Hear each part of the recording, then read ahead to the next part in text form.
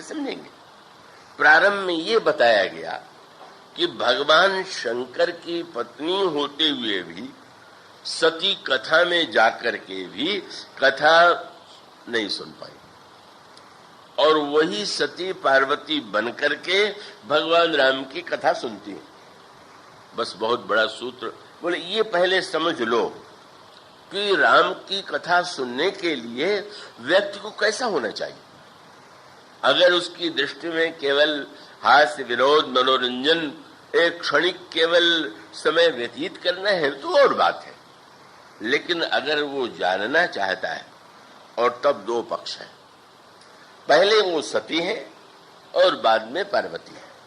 भगवान शंकर तो जैसे हैं वो तो आज से अंत तक वो तो एक रस है। विश्वास जो है वो तो सर्वदा एक रस है, पर श्रद्धा कैसे उत्पन्न होती है, श्रद्धा कब आती है, और श्रद्धा के अभाव में क्या होता है। और तब प्रारंभ में यो किया, कथा प्रारंभ करते हैं भरद्वाज जी याज्ञवल्क्य जी कि एक बार त्रेता युग माही शंभु गए कुंभज ऋषि पाए। एक बार त्रेता युग में भगवान शंकर कथा सुनने के लिए कुंभज ऋषि के आश्रम में गए। उसके पश्चात दूसरे महत्व का सूत्र जिसकी चर्चा कल की गई थी, जिन लोगों ने कल कथा को ध्यान से सुना होगा, सती दक्ष की पुत्री। दक्ष अत्यंत अनेक अनेक गुणों से संपन्न है, सारे शास्त्रों के वेदता है, सम्मान उनका ऐसा है कि उन्हीं को प्रजापति बनाया गया। उन प्रजापति दक्ष की यह कन्या है। सती मानो साक्षात बुद्धि है। और इसका अर्थ क्या है कि अच्छा, जिसका मन नहीं, जिसको मान लीजिए कथा में नींद आ गई तो बेचारा अपने आप ही जो है नहीं सुन पाया, उसका ये दुर्भाग्य था। पर अगर कोई व्यक्ति बहुत बुद्धिमान हो और बुद्धिपूर्वक कथा सुने तो क्या वो कथा सुन सकता है क्या। और तब यह बताया गया श्रद्धा कहाँ, श्रद्धा का जन्म कहाँ होता है, श्रद्धा का उदय कहाँ होता है, उसका केंद्र बुद्धि है। बुद्धि से बढ़कर के और कोई वस्तु व्यक्ति के पास नहीं। इसलिए आप देखेंगे कि बुद्धि की इतनी महिमा है। भगवान कृष्ण ने गीता में जब यह बताया कि मनुष्य के मन में, जीवन में एक बुराई के बाद दूसरी बुराई कैसे आती है, तो आप क्रम क्या पाते हैं। भगवान कहते हैं जब कोई व्यक्ति विषयों का चिंतन करता है तो स्वाभाविक रूप से जिसका चिंतन करेगा, पहले मन से उसका संग हुआ और बाद में बाहर से भी वो संग चाहेगा। तो क्रम आपने सुना होगा प्रवचनों में, ध्यायतो विषयान पुंसः संगस्तेषुपजायते, और संग का परिणाम संगात् संजायते कामः। जब विषयी व्यक्तियों का विषय का संग करेंगे तो हमारे मन में कामना उत्पन्न होगी। जब काम आ जाएगा तो काम की पूर्ति में बाधा पड़ने पर क्रोध आ जाएगा। संगात् संजायते कामः कामात् क्रोधो विजायते, और क्रोध के बाद बोले क्रोधात् भवति सम्मोहः। जब व्यक्ति को क्रोध आता है तो उसके अंतःकरण में मोह का उदय होता है, और सम्मोह के बाद स्मृति विभ्रम। व्यक्ति को सुना हुआ जो है वो भूल सा जाता है। पर उसके बाद बोले इतना कुछ आ जाने के बाद भी अंतिम सर्वनाश कब होगा, बोले स्मृति भ्रंशात् बुद्धिनाश। स्मृति विभ्रम के बाद फिर हो गया बुद्धि का नाश, और बुद्धिनाशात् फिर प्रणश्यति। इसका अर्थ है मन में विकार आने के बाद भी अगर बुद्धि का नाश नहीं हुआ तो उपाय है, पर उसके व्यक्ति के मन में तो दोष आ ही गए, बुद्धि भी अगर उसकी विनष्ट हो गई तो भगवान कृष्ण कहते हैं फिर कौन उसकी रक्षा करेगा, उसका तो सर्वनाश हो ही जाएगा। और इसका अर्थ यही है कि बुद्धि के द्वारा बुद्धि कितनी महत्वपूर्ण है, इसकी ओर संकेत किया गया। किंतु कैसी होनी चाहिए बुद्धि? बहुत पैनी बुद्धि है, बड़ी चतुर है, क्या उतने मात्र से ही उसके जीवन में कल्याण का उदय होगा? यही सूत्र यहां पर दिया गया। सूत्र वो समझने योग्य। भगवान शंकर राम कथा का सबसे पहले निर्माण किसने किया? तो आदि कवि वाल्मीकि ने किया, ऐसा माना जाता है। मानस में बताया गया कि वाल्मीकि जी ने किया, वो भले ही पहले माने जाते हो, पर वाल्मीकि जी से तो बहुत पहले श्री राम कथा का निर्माण, भगवान राम के चरित्र का निर्माण शंकर जी ने किया था। लेकिन अंतर है। अंतर क्या है कि वाल्मीकि जी ने उसको लिखा, अपने लोग उसको याद कराया और उस राम कथा का प्रचार हुआ। पर भगवान शंकर जी ने राम कथा का हृदय में निर्माण तो कर लिया, और सुनने के योग्य कोई श्रोता नहीं लगा। और वो तो निश्चय कर चुके हैं कि अब जब कभी कोई सुनने वाला मिलेगा, भगवान शंकर का मापदंड बड़ा कठोर है। हम चाहेंगे कि भाई अधिक से अधिक श्रोता में। शंकर जी कहते हैं कि अच्छा कभी जब समय आवेगा, पहले सुनाऊं किसको? तो सुनाऊं किसको तो न जाने कितना समय बीत गया, पर वो कथा नहीं सुनाई गई। बाद कवि वाल्मीकि नहीं है, वस्तुतः तो भगवान शंकर है, पर वाल्मीकि जी ने कहा वो संसार में ज्ञात हो गया। और गोस्वामी जी के रचि महेश कहाँ रख दिया, लिख करके आप अलमारी में बंद कर दीजिए, कहीं बंद कर दीजिए। पर इन्होंने कहा किया, बोले रचि महेश निज मानस राख, अपने मन में रख लिया। इससे बढ़ करके कोई इच्छा नहीं है। वह कभी कोई योग्य मिलेगा दोनों कथा सुनाएंगे। अब भगवान शंकर का क्रम प्रारंभ हुआ। रामायण तो स्वयं बना चुके हैं, लेकिन एक दिन उन्होंने सती जी से कहा कि देवी मैं तो जा रहा हूं दंडकारण्य। भगवान शंकर रहते हैं कैलाश पर्वत, हिमालय के सबसे ऊपर की चोटी कैलाश, और कैलाश पर रहते हैं शंकर जी। जाएंगे कहां महाराज? दंडकारण्य में। कैलाश अगर सबसे पवित्र मानी जाती माना जाने वाला स्थान है, तो दंडकारण्य महान घोर अपवित्र। आश्चर्य है, आप ऊपर से नीचे उतरेंगे और जाएंगे भी तो कहीं पवित्र भूमि में जाते, आप दंडकारण्य में जा रहे हैं। सती जी ने पूछा तो नहीं, पर मन में आश्चर्य हुआ। पर भगवान शंकर जितने महान वक्ता है, रचयिता है, उतने ही महान श्रोता। मानो भगवान शंकर ने सूत्र पहला दे दिया। क्या बोले? कथा सुनने के लिए ऊपर से नीचे जाना पड़ेगा। नीचे जाने का अर्थ यह हुआ कि अगर आप अपने आप को ही सबसे बड़ा बुद्धिमान मानते हैं, योग्य मानते हैं, तो फिर ऐसी परिस्थिति में तो आप जब सुनेंगे तो सुनते समय भी आपको लगेगा कि अरे तो व्यर्थ की बातें हैं, इसमें क्या रखा हुआ। नीचे उतरने का अर्थ नहीं है कि आसन से नीचे उतर आना। आसन पर आप ऊपर बैठे या नीचे बैठे, अगर आप मन से ऊपर बैठे हुए हैं, बुद्धि से ऊपर बैठे हुए हैं, तो आप नहीं श्रवण कर सकेंगे। और आश्चर्य क्या था, दंडकारण्य में जा रहे हैं, पर दंडकारण्य में महाराज कथावाचक, तो हमारे हरिचरण जी कहते थे लोग तो नाम ही सुन करके एकत्र होते।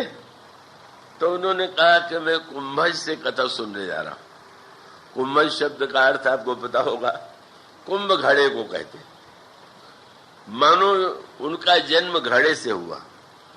सती जी आश्चर्यचकित हो गई। शंकर जी के लिए कहा गया कि शंकर जी साक्षात समुद्र है, तो घड़ा समुद्र के पास जाए ये तो समझ में आता है, पर समुद्र घड़े के पास चला जा रहा है, बड़ी अनोखी बात है। आगे चल करके जब कभी रहस्य आया, अभी तो बुद्धि में दोष दर्शन था, अभिमान था, तो भगवान शंकर से उन्होंने कहा कि महाराज चरित सिंधु गिरिजा रमण समुद्र होते हुए आप घड़े के पास क्यों गए? दोनों का सबसे श्रेष्ठ कथावाचक वही है कि जो समुद्र को घड़े में ला दे। तुम्हें नहीं पता है कि थे तो कुंभज, पर पी लिया था उन्होंने समुद्र को। मानो इसका अभिप्राय यह है कि वो जो दिव्य रस है, एक बड़ी मीठी बात आती है का श्री भरत जी महाराज जो है, उनके जीवन में जो गीता का फलाकांक्षा रहित कर्म है वो है कि नहीं? भगवान कहते हैं गीता में कि कर्मण्येवाधिकारस्ते मां फलेषु कदाचन।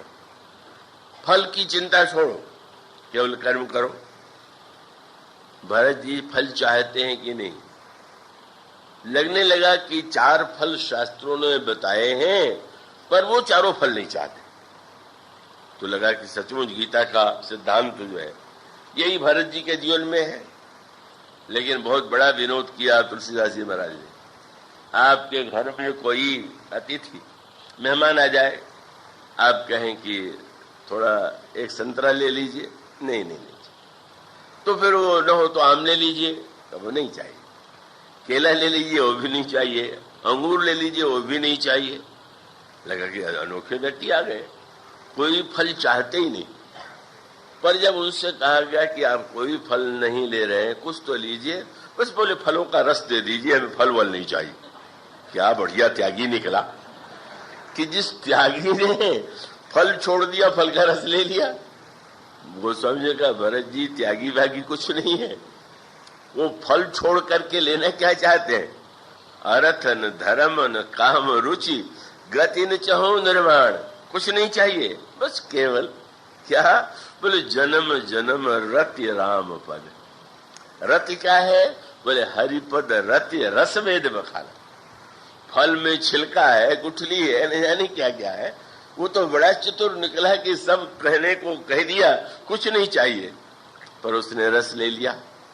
तो ये जो रसग्राही एक भावना है, एक वो जिस रसिक में है, वही मानो कथावाचक क्या है?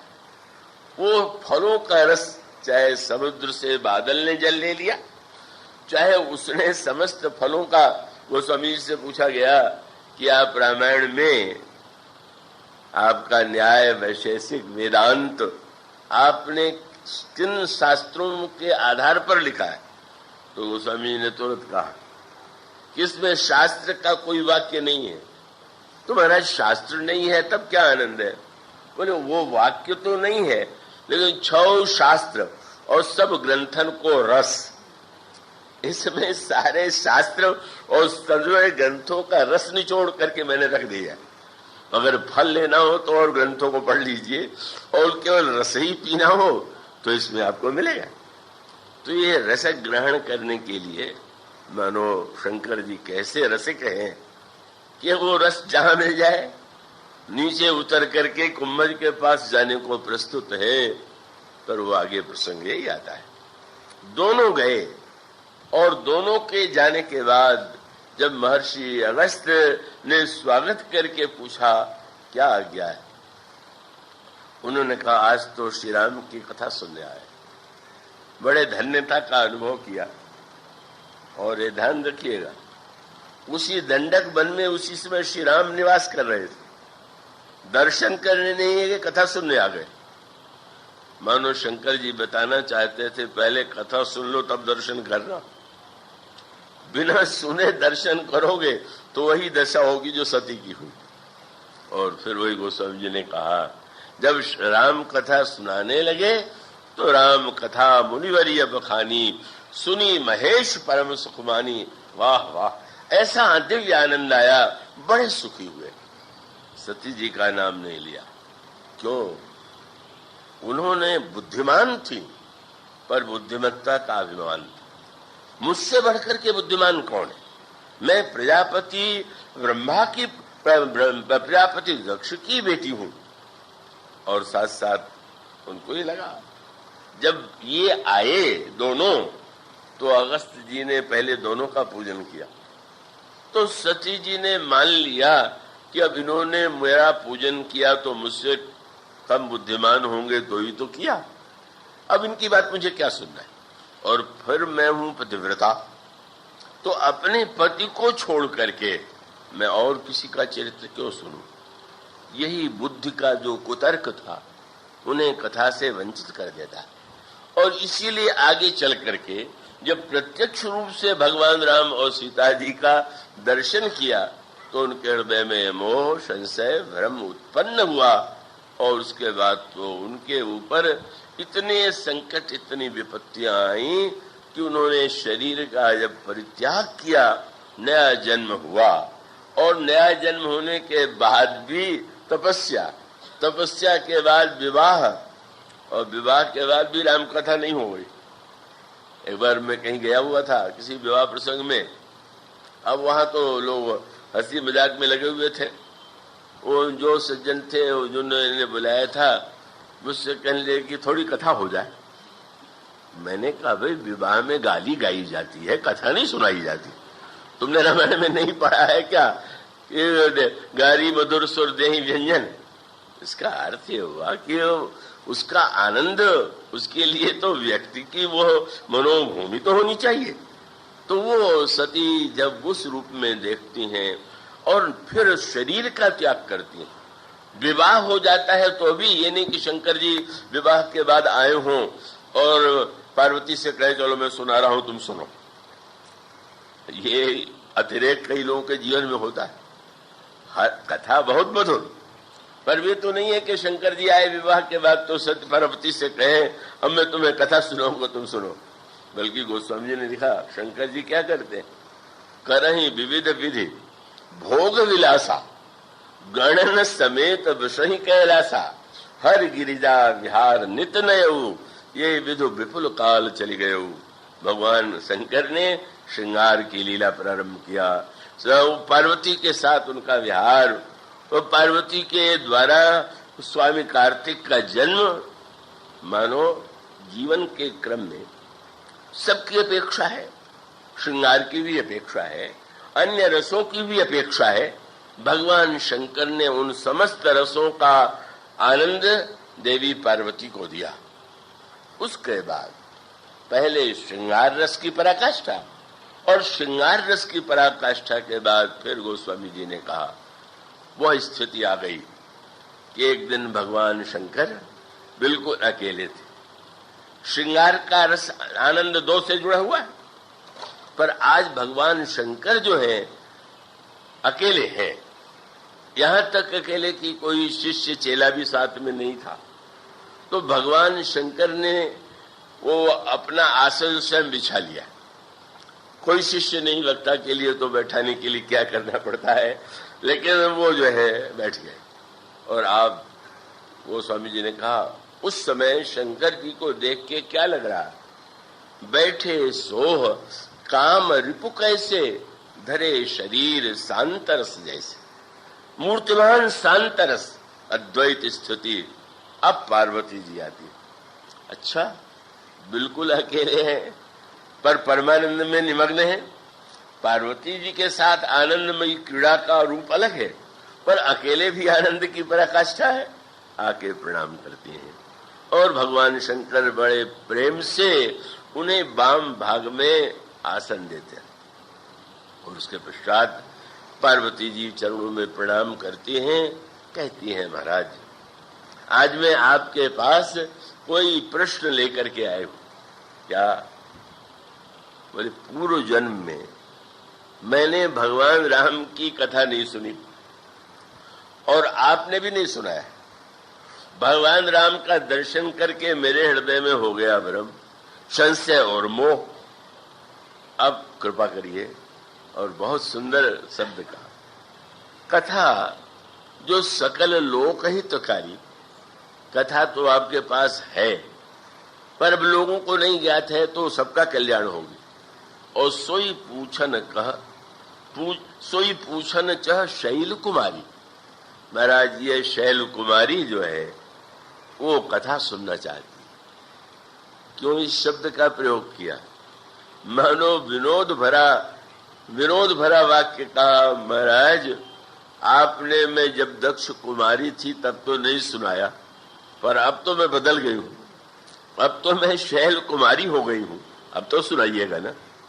इसका अभिप्राय, जब मैं बुद्धि के अभिमान से युक्त थी तो न दूसरे से सुन पाई और न तो आपने सुनाया, पर आज जब मेरे अंतःकरण में किसी अन्य प्रकार की वृत्ति नहीं है, कथा श्रवण की आकांक्षा है, तब मानो वह बुद्धि जो बुद्धि के दोषों के कारण भगवत तत्व से वंचित रह गई थी, वह बुद्धि श्रद्धा बनी।